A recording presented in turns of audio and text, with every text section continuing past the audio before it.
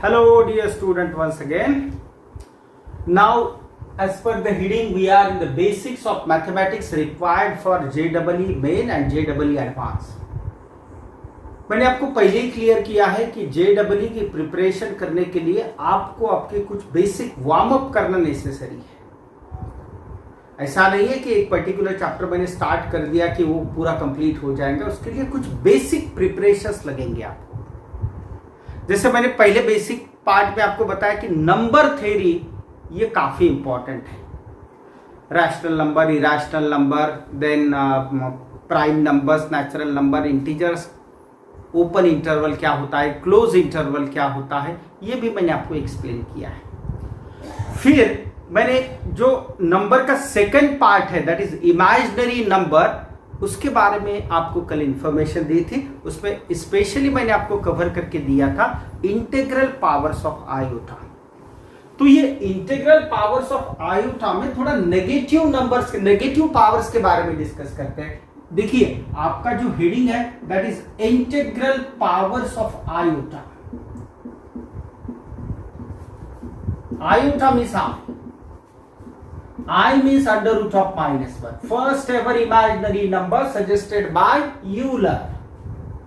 तो I raised to power 3/2 ये cover नहीं होता है under this topic. Integral powers बोल रहे हैं ना, तो इंटीग्रल पावर्स तो 0, 1, 2, 3, 4 अप टू इंफिनिटी, -1, -2, -3, -10, -100 ऐसे कुछ नंबर्स होंगे। तो इंटीग्रल पावर्स ऑफ आयोटा में नेगेटिव नंबर्स के बारे में आज आपको पहले सोचना है।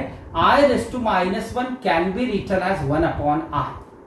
I raised to -1 जो होता है वो बेसिकली 1/i होता है, और ये जो 1/i है it can be further solved. देखो इसको आगे कैसे सॉल्व कर सकते हैं आप, multiply both numerator and denominator by i। Now it becomes 1 into i means simply I into i is I square, and what is value of i square? अब ये तो आपके लिए अब रूटीन बनता है। I square -1 होता है, so I divided by -1, yes simply we can write -i. So what is value of 1/i? ये मैंने नोट करने के लिए भी कहा था लास्ट लेक्चर में। 1/i is always written as -i. 1/i is always written as -i. तो आज पहले ये नेगेटिव जो पावर्स है, negative integral powers of iota के बारे में डिस्कस करते हैं। उसके बाद मैं आपको एक न्यू टाइप्स ऑफ नंबर भी एक्सप्लेन करूंगा नोन एज कॉम्प्लेक्स नंबर। फिर मैं आपको लॉग एक्सप्लेन करने वाला हूं। उसके बाद मैं आपको थ्योरी ऑफ इक्वेशन का एक छोटा सा जो पार्ट है that is solving inequalities by method of intervals, वो भी मैं आज आपको आगे चल के एक्सप्लेन कर सकता हूं। तो सबसे पहले देखते हैं कुछ negative integral powers. What is value of i raised to power -20? अब ये नेगेटिव पावर है, लेकिन मैंने ये तो पहले ही आपको क्लियर करके रखा है कि power of i is divisible by 4 whether it is positive और negative doesn't matter, the value is always going to equal 1। अगर आयोटा का पावर नेगेटिव है लेकिन वो इंटीग्रल पावर अगर 4 से डिविजिबल है तो आंसर तो आपको 1 ही लिखना है। यहां नेगेटिव का कोई भी इंपैक्ट नहीं है। Similarly I raised to power -6, देखो I raised to power -6 को आप ऐसे लिख सकते हैं ना, I square raised to power 3। I square तो -1 है और -1 का क्यूब ये तो आपने सीखा ही है -1। तो यहां पे भी वो आपका रूल अप्लाई होता है। If powers of i whether it is positive और negative doesn't matter but divisible by 2, then value of that term is always taken as -1। तो i raised to power 14 भी -1 है and i raised to power -14 भी -1 ही है।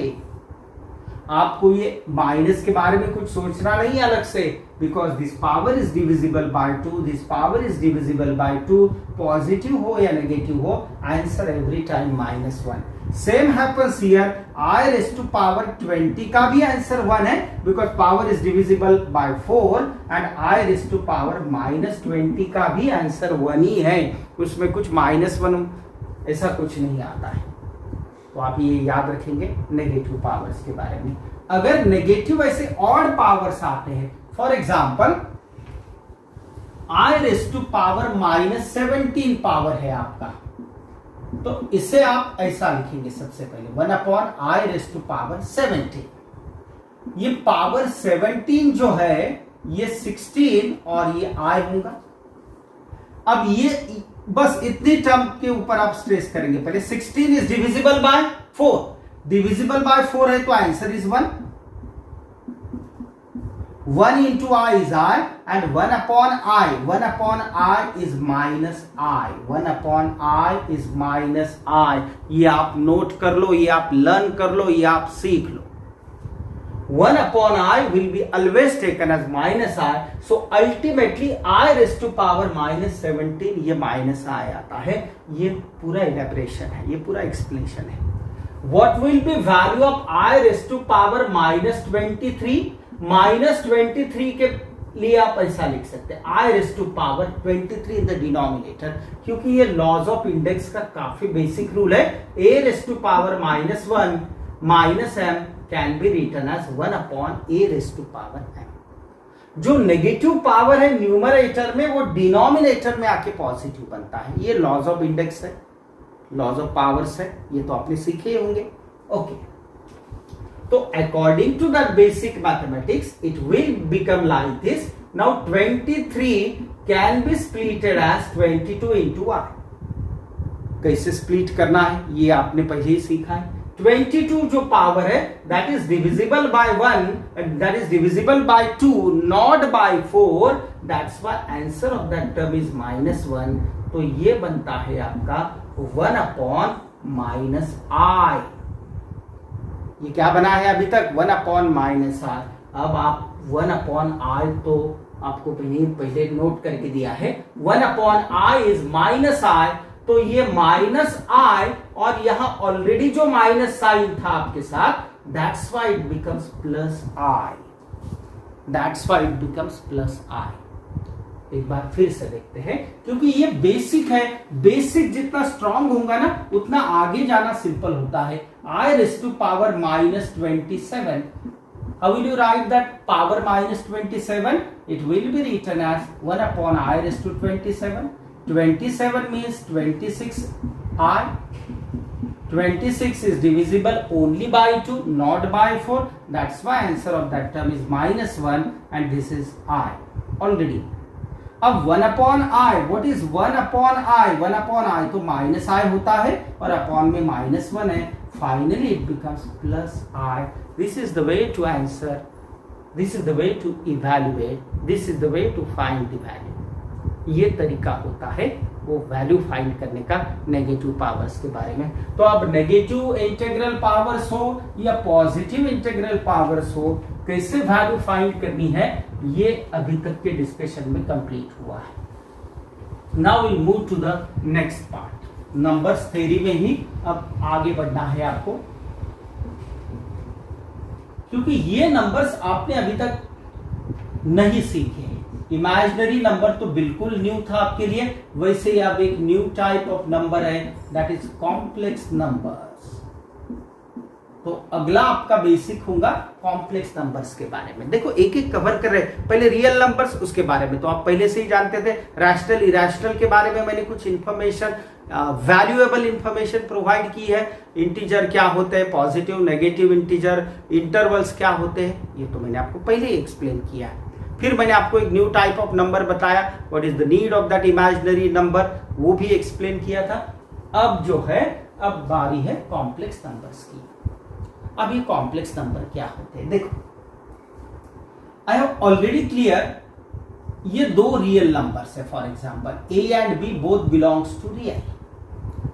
अब real number के साथ समझो ये रियल नंबर है, ये रियल नंबर के साथ अगर आप i अटैच करते हैं तो that number is in the form of ki।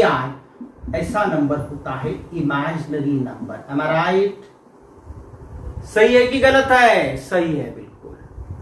3i ये इमेजिनरी होता है। -7/2i is also an imaginary number. जो भी real number √3i is also an imaginary number.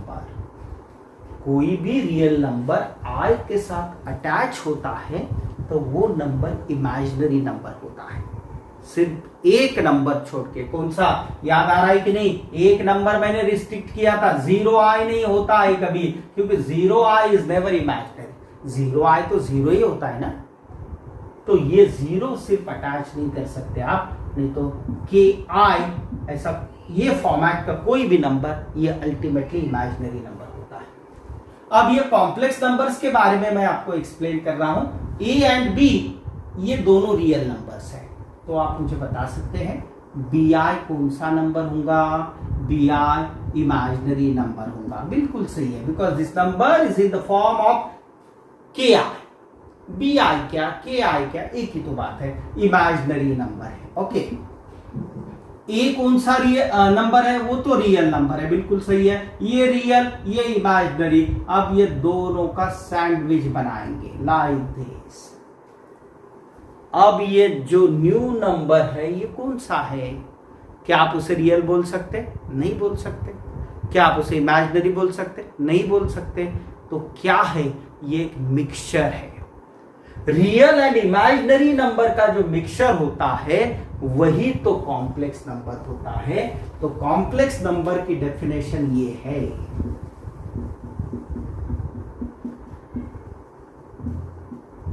A number written in the form of a number written in the form of a plus bi, a number written in the form of a plus bi where a b both belongs to real।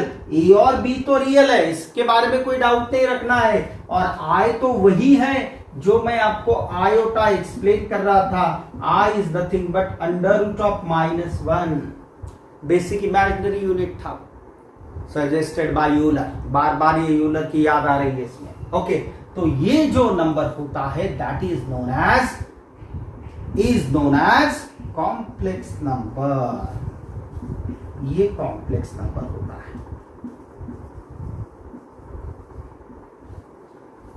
तो ये definition आप याद कर सकते हैं। What is complex number? Complex number is a new type of number. A number written in the form of a plus bi is known as complex number. a b कौन से number होते हैं? वो तो रियल होते हैं। i कौन सा नंबर है? i तो (√-1) है। Complex numbers are always denoted by z। Denoted by z। तो z होता है a plus bi। Complex number को का जो नोटेशन है that is z।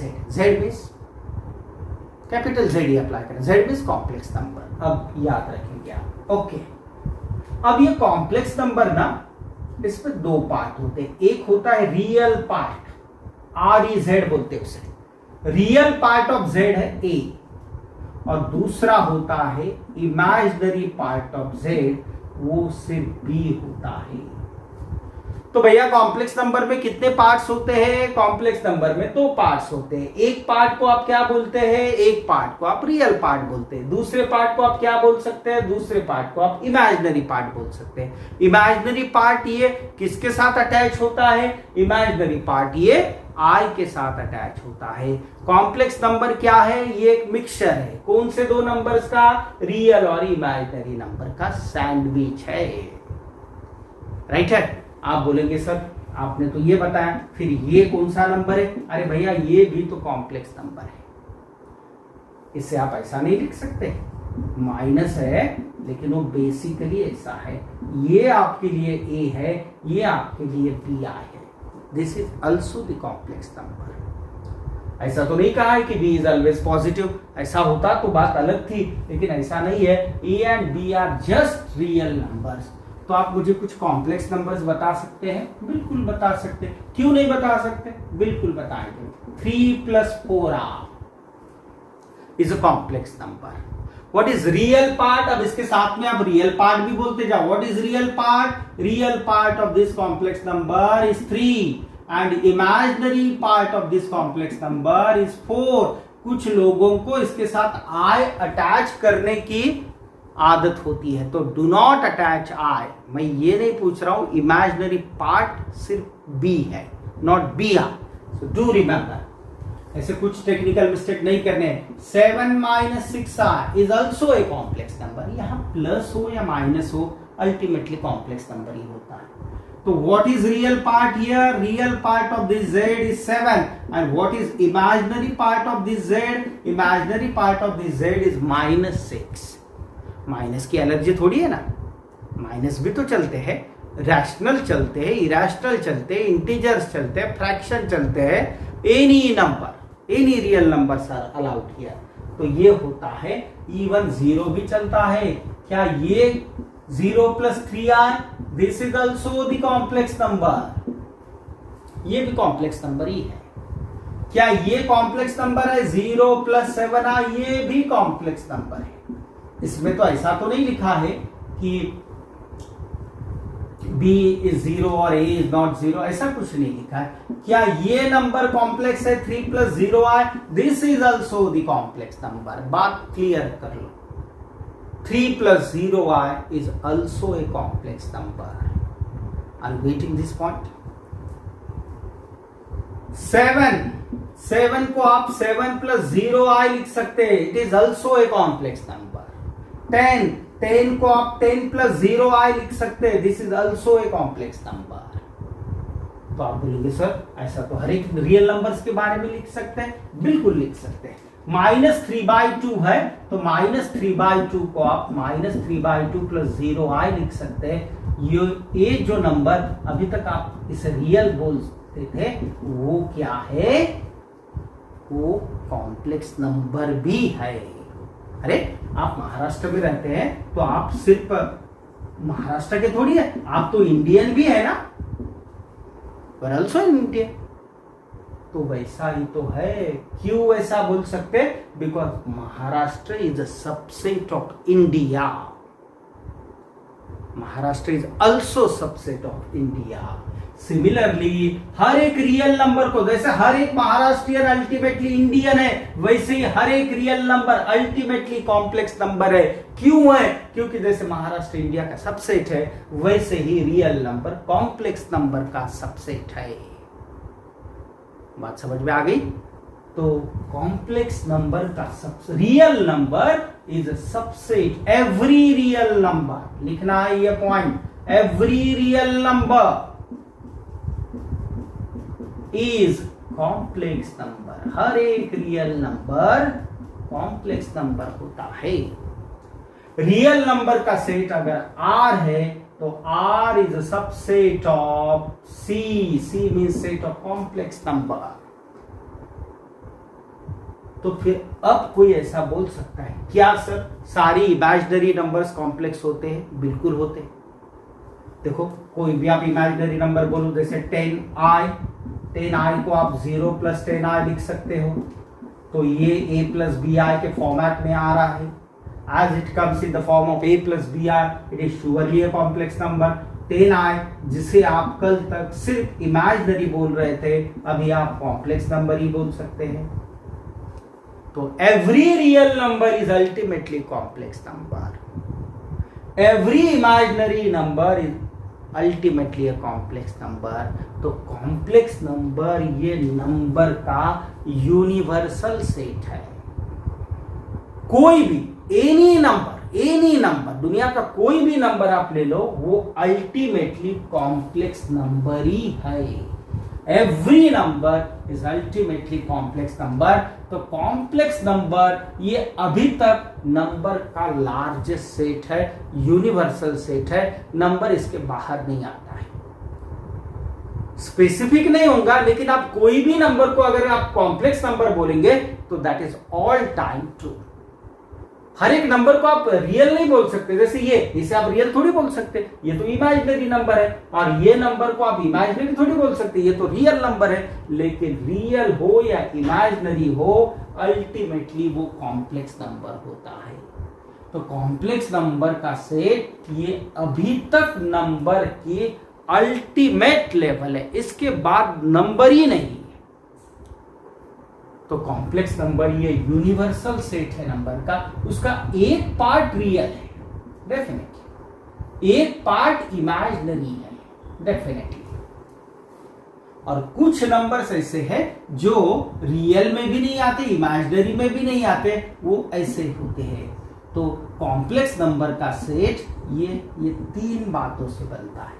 All real numbers are counted as complex number, जैसे 7 है। All imaginary numbers are counted as complex number, and complex number तो कॉम्प्लेक्स होते ही है। तो आपके समझ में आ गया ये पॉइंट। तो नंबर का सबसे बड़ा सेट कौन सा है? नंबर का सबसे बड़ा सेट रियल नहीं, इमेजिनरी नहीं, वो तो इसके पार्ट है, कॉम्प्लेक्स नंबर है। So do remember this. अब मैंने आपको यह बताया था कि complex numbers are written in this form. एक होता है रियल पार्ट, एक होता है इमेजिनरी पार्ट। क्या रियल पार्ट कभी 0 हो सकता है? बिल्कुल हो सकता है। क्यों नहीं हो सकता है? हो सकता है। अगर ये कंडीशन आप इंपोज करते हैं, if real part of z is 0, then z appears bi, which is pure imaginary number.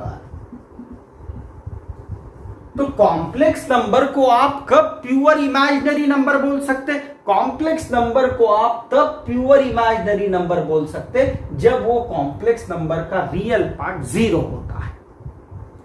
Similarly if, ये फर्स्ट केस है, if imaginary part of z is 0, that is b is 0, तो आपका number ऐसे नहीं appear होगा। ये b 0 है तो 0 आए तो 0 ही होता है ना, z a, तो ये बनता है आपका प्योर रियल नंबर या सिंपली रियल नंबर। तो आप मुझे बताओ, when a complex number becomes pure imaginary number, complex number becomes pure imaginary number when the real part of that complex number is 0. When a complex number becomes pure real number या simply real number when imaginary part of the complex number becomes 0, at that time that complex number becomes a pure real number. So do remember this. ये आपको याद रखना है। Okay, तो every real number is ultimately a complex number.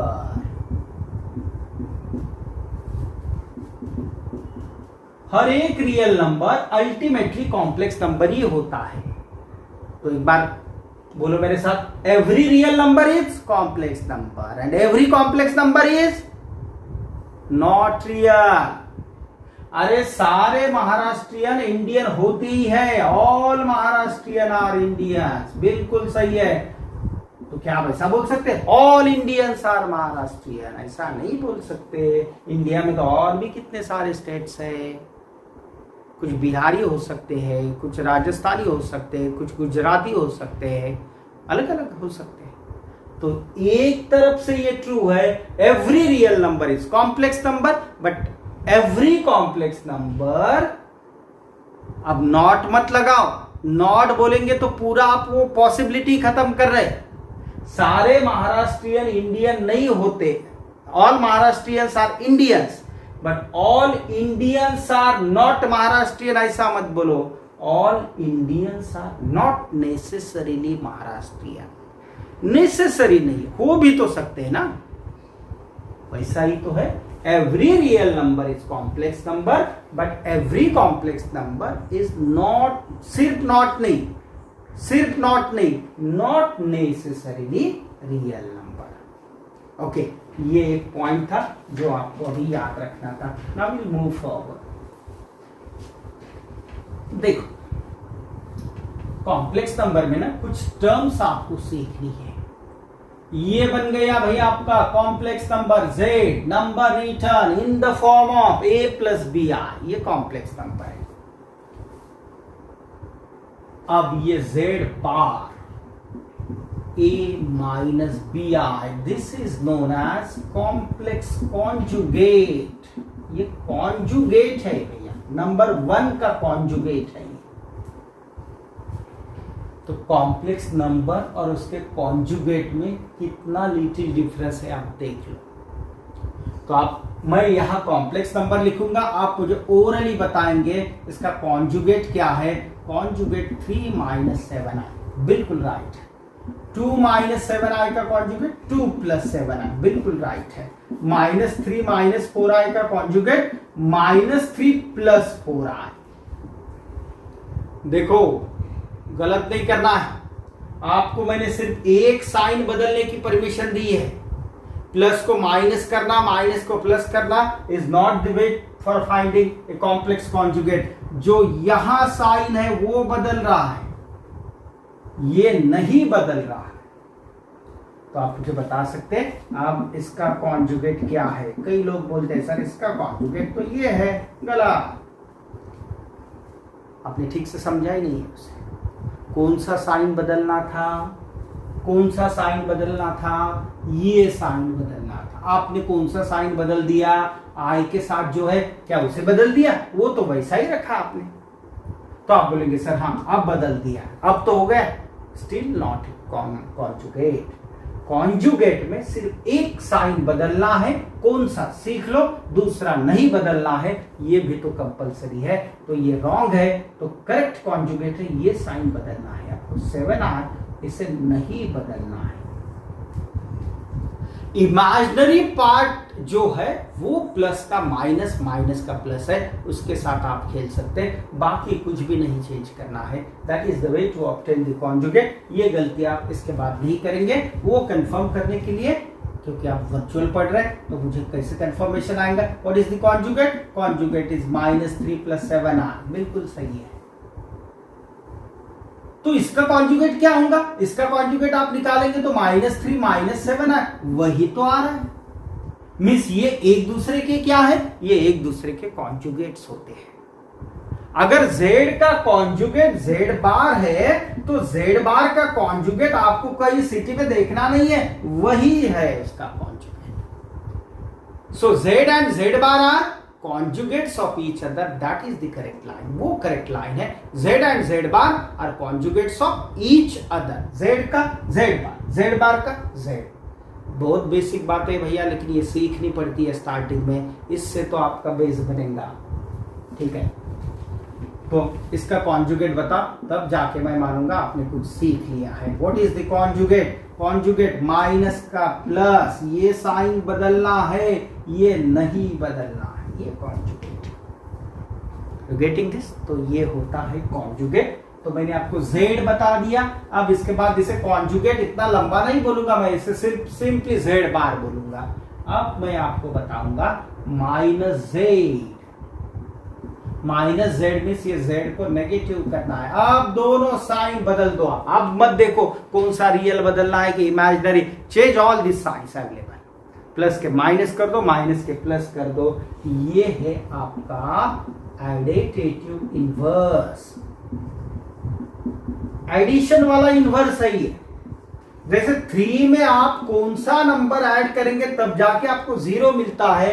Correct answer is not 3, it is -3। -3 में कौन सा number add करेंगे तब 0 मिलता है, तो 3 आंसर है। तो ये एक दूसरे के कौन लगते हैं आपस में? ये एक दूसरे के एडिटिव इनवर्स लगते हैं आपस में। एडिटिव इनवर्स का मतलब क्या होता है? Additive inverse is that number which when added to given number always gives sum 0। तो रियल नंबर में ये डेफिनेशन है, तो क्या इमेजिनरी नंबर में या कॉम्प्लेक्स नंबर में डेफिनेशन चेंज कर सकते हैं? नहीं करेंगे। क्यों करेंगे? नहीं करना है। ओके, तो z a + bi, z bar a - bi -z -a -bi। तो इसका कॉन्जुगेट बताइए। कॉन्जुगेट तो आया समझ में आपके। Okay, -3 - 6i z bar. What is -z? Additive inverse बताइए। -3 बिकम +3 + 6i बिकम -6i, क्योंकि ये आप ऐड करेंगे तो आपको 0 मिलेगा। ये होता है एडिटिव इनवर्स। अब मैं आपको बताऊंगा 1/z क्या होता है। 1/z ये तो बनेगा 1/a plus B R. This is known as multiplicative inverse. Reciprocal बोलते हैं कई लोग इसे, multiplicative inverse. So always remember ये होता है multiplicative inverse. Are you getting this point? ये समझना है। तो 7 + 3i का मल्टीप्लिकेटिव इनवर्स क्या है? 7 + 3i का मल्टीप्लिकेटिव इनवर्स 1/7 + 3i। इसे क्या और कुछ अलग तरीके से लिख सकते हैं? बिल्कुल लिख सकते हैं। कब लिखेंगे वो तो बाद में लिखेंगे। ओके ठीक है। तो ये मैंने आपको 3 टर्म्स बताई है। ये कॉम्प्लेक्स नंबर z, ये बन गया कॉन्जुगेट, ये बन गया एडिटिव इनवर्स, ये बन गया मल्टीप्लिकेटिव इनवर्स। ये 4 बेसिक टर्म्स है। Okay, now I will explain you complex number की इक्वालिटी क्या होती है। Equality of complex numbers basic terms है, लेकिन सीखने हैं ठीक से। इक्वालिटी ऑफ कॉम्प्लेक्स नंबर, सिर्फ नंबर्स नहीं, equality of complex numbers.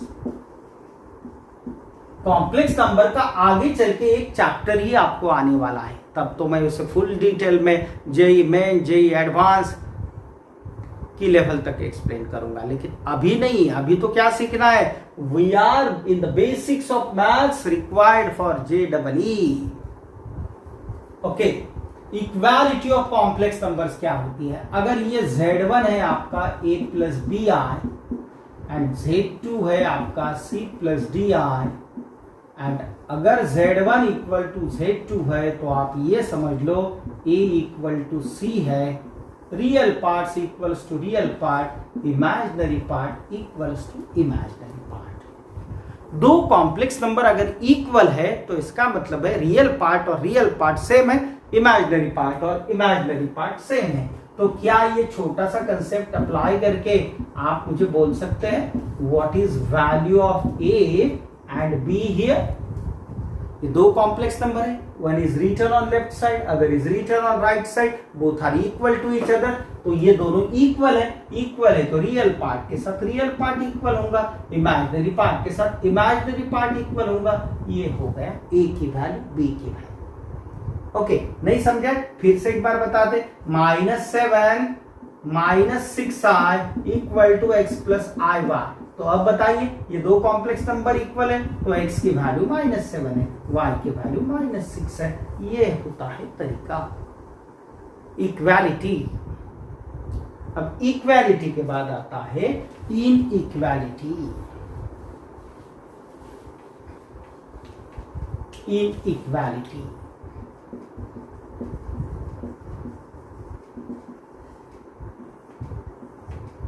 Inequality का मतलब होता है 7 is greater than 3, -4 is smaller than -3, 0 is greater than -2, 0 is smaller than +1। ये होती है inequality. 1/2 is greater than 1/4, √3 is greater than √2। ये होती है इनइक्वालिटी। जो कहाँ आपने अप्लाई की थी? वो रियल नंबर्स में आपने अप्लाई की थी। तो आप मुझे अब बता सकते हैं क्या आपको लगता है? आप थोड़ा इंटरप्रीट तो हो जाओ। 7 + 3i > 4 + 6i,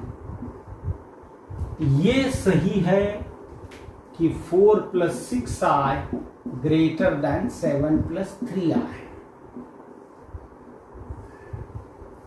नंबर 1 ट्रू है कि नंबर 2 ट्रू है? आपको क्या लगता है? आप आपके माइंड में ही रखिए, आप बोलिए, utter that properly. Okay okay okay, आप मुझे समझ में आ रहा है। कुछ बोल रहे सर नंबर 1 इज ट्रू, कुछ बोल रहे सर नंबर 2 इज ट्रू। क्या लॉजिक लगाया पता नहीं, लेकिन है ये आंसर सर किसी के माइंड में आया होगा। पहला ट्रू है, मीन्स ये नंबर इससे ग्रेटर है। दूसरे को उसके बिल्कुल अपोजिट लगा है कि सर ये दूसरा नंबर ग्रेटर है। क्यों? पता नहीं, उनको भी नहीं पता, मुझे भी नहीं पता क्यों ऐसा बोल रहे हैं।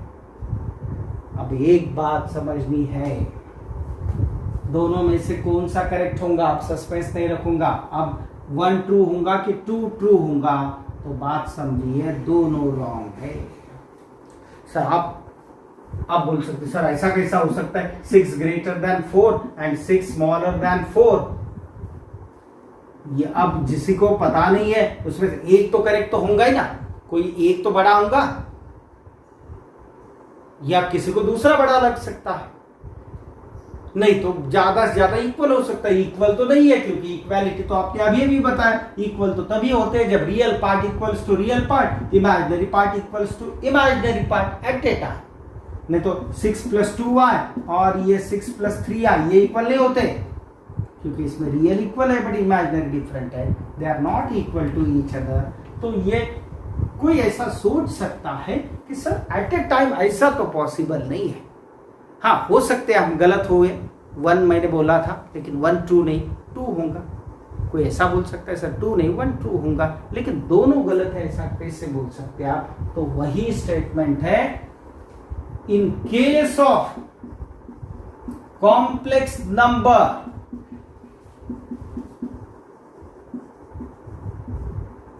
Inequality is not defined. अरे ऐसा डिसाइड ही नहीं करते भैया, कौन सा कॉम्प्लेक्स नंबर ग्रेटर कौन सा स्मॉलर ये हो ही नहीं सकता, ऐसा डिफाइंड नहीं है। वैसे भी इमेजिनरी नंबर में भी था 3i is greater then 2i is completely wrong statement, 2i is greater than 3i is also a wrong statement. Same reason, in case of imaginary number, inequality is not defined. किसी को लगेगा sir 3 greater है तो ये बड़ा होगा, किसी को लगेगा सर i के कारण शायद ये बड़ा होगा, तो ऐसा कुछ नहीं है। इमेजिनरी नंबर और कॉम्प्लेक्स नंबर की केस में इनइक्वालिटी इज नॉट डिफाइंड, ऐसा डिसाइड ही नहीं करते, वो तो रियल नंबर की केस में करते हैं। कॉम्प्लेक्स नंबर में कोई छोटा बड़ा नहीं होता, इसका मतलब वो हमेशा इक्वल होते, ये भी नहीं होता है। Do remember this point. तो अब मैं यहां 4 ऑप्शंस देने वाला हूं, आप which of the following is true?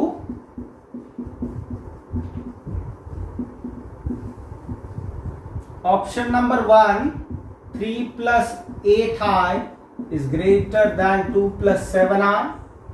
दूसरा ऑप्शन है -4 + 6i is smaller than 2 - 3i. तीसरा ऑप्शन है 3i is greater than 2i and fourth option है नन ऑफ दीज। तो कौन सा ऑप्शन करेक्ट है?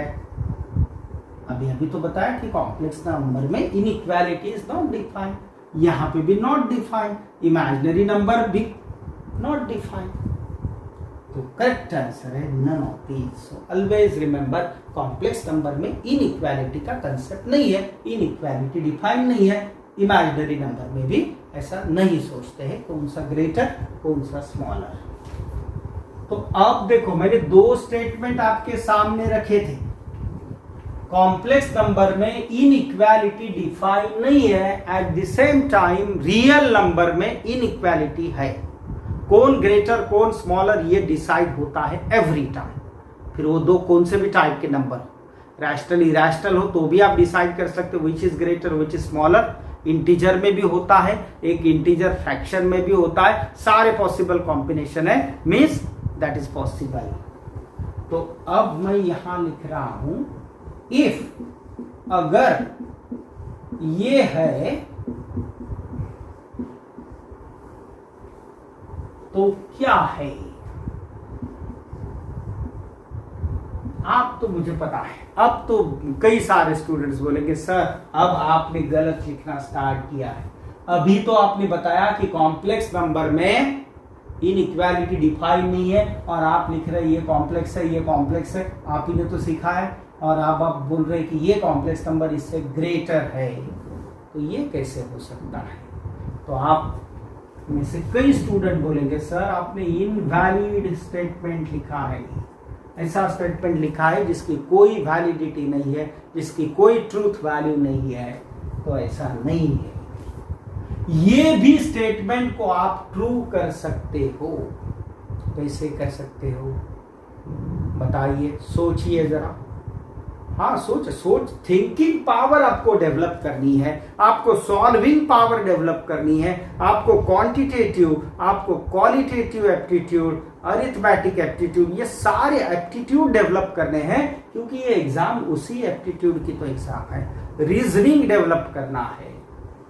a plus B I is greater than C plus D I, ये हो सकता है। कब हो सकता है? देखो, मैंने ये तो बताया था कि कॉम्प्लेक्स नंबर में इनइक्वालिटी डिफाइन नहीं है, लेकिन वो टाइम पे मैंने ये भी बताया था कि रियल नंबर में इनइक्वालिटी का कंसेप्ट है। तो ये कॉम्प्लेक्स नंबर अब कब रियल बन सकते हैं उसके बारे में आप नहीं सोच रहे हैं। अगर b 0 होता है तो ये कॉम्प्लेक्स नंबर a होगा जो रियल होगा।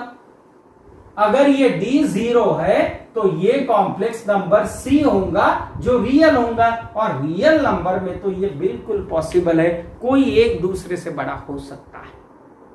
ओके, होता ही है। तो a ग्रेटर b 0 d 0, अगर ये दो पॉसिबिलिटी आप यहां रखते हैं तो ये कॉम्प्लेक्स नंबर जो अपीयर हो रहेंगे वो रियल नंबर होंगे, और रियल नंबर में ये पॉसिबल है।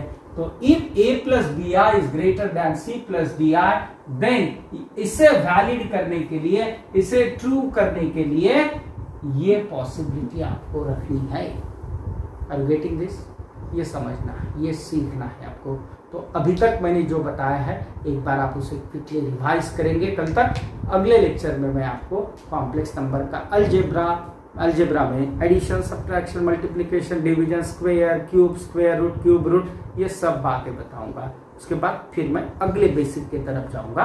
एक एक बेसिक पहले कवर करना है। 4 टाइप के बेसिक है। अब मैं यहाँ आज पहली बार बोर्ड पे लिख रहा हूँ। पहले तो नंबर्स के बारे में कुछ बेसिक नॉलेज लेना है, उसके बाद में आपको लॉग के बारे में थोड़ी इंफॉर्मेशन लेनी है, फिर उसके बाद आपको इक्वेशंस, थ्योरी ऑफ इक्वेशंस के बारे में सोचना है,